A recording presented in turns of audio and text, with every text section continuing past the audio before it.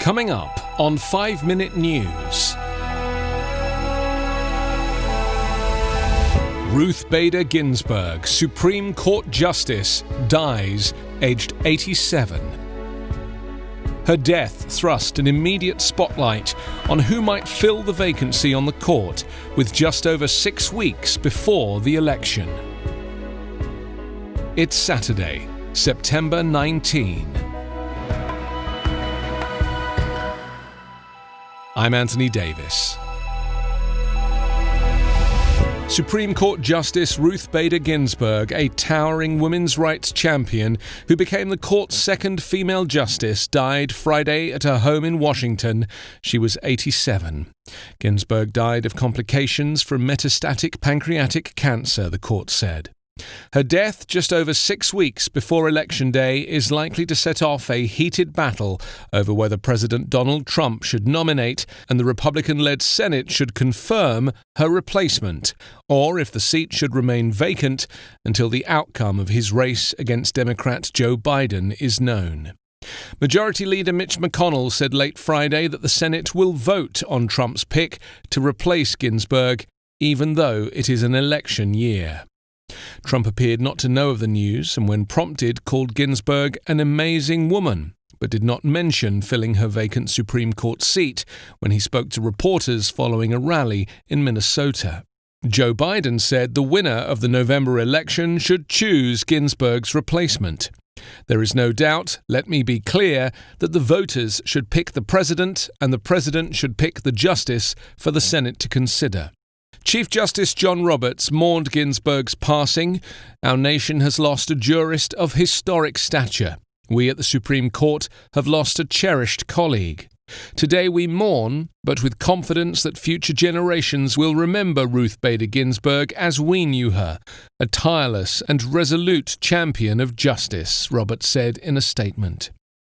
Ginsburg announced in July that she was undergoing chemotherapy treatment for lesions on her liver, the latest of several battles with cancer.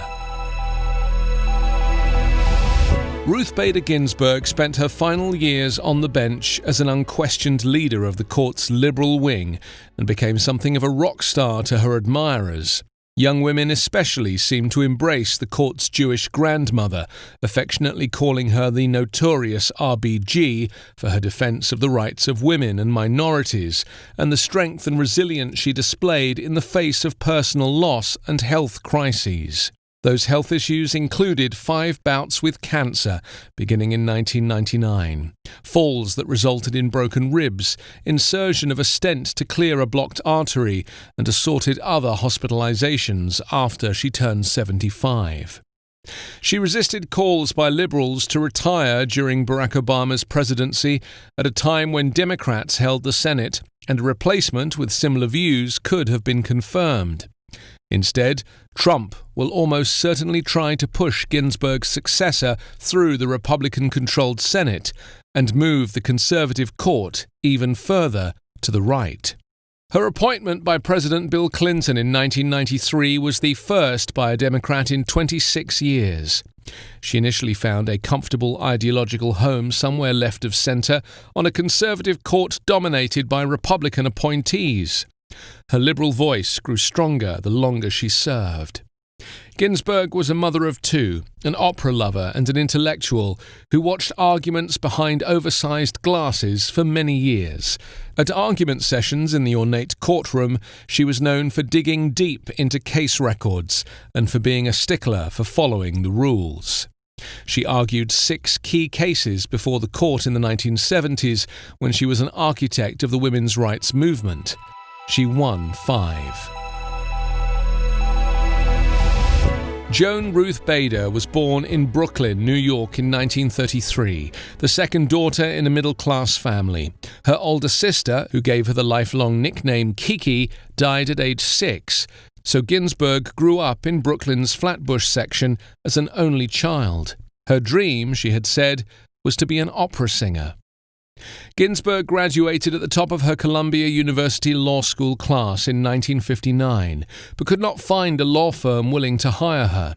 She had 3 strikes against her for being Jewish, female, and a mother, as she put it in 2007. In 2018, a documentary about her life, RBG, was a surprise box office hit and cemented her reputation as a flaming feminist and liberal hero.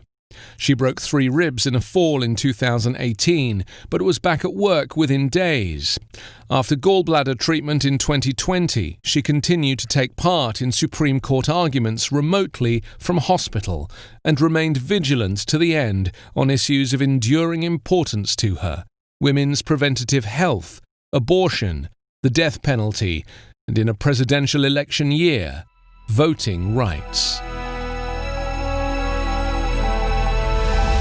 You can subscribe to 5 Minute News on YouTube with your preferred podcast app. Ask your smart speaker or enable 5 Minute News as your Amazon Alexa flash briefing skill. Please subscribe, rate and review us at 5minute.news. 5 Minute News is an independent production covering politics, inequality, health and climate, delivering unbiased, verified and truthful world news daily.